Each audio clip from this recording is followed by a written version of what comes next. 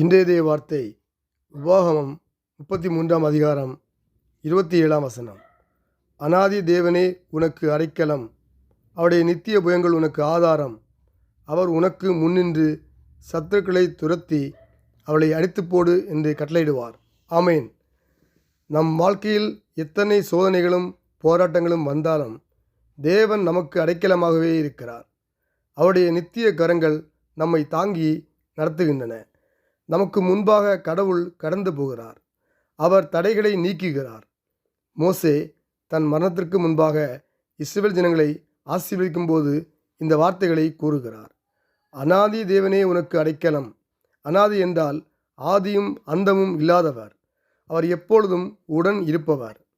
நாம் எந்த சூழ்நிலையிலும் தற்காலிகமான மனிதர்களை நம்பாமல் அல்லது பொருள்களை நம்பாமல் மாறாதான தேவனை அடைக்கலமாக கொள்ளும்போது முழுமையான பாதுகாப்பு நமக்கு கிடைக்கிறது.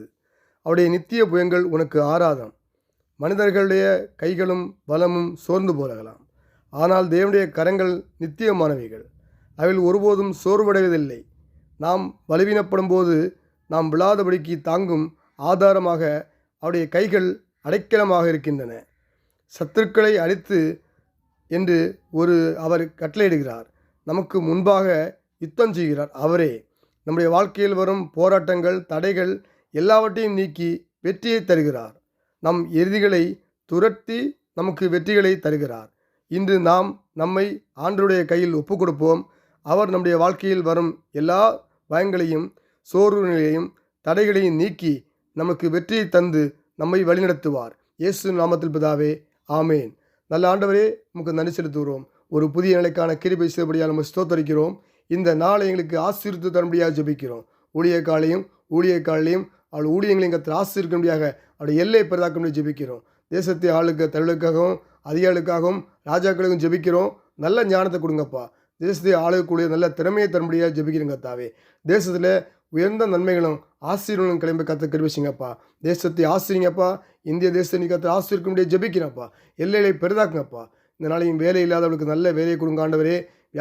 வியாதி இருந்து விலை திரும்ப ஜெபிக்கிறப்பா. உன் அப்பத்தையும் தண்ணீரையும் ஆசிரிப்பேன், வியாதி இருந்து விலக்கியும் சொன்னீங்க ஆண்டவரே. உங்களுடைய தழும்புகளால் சுகமான சொல்லப்படி கர்த்தாவே.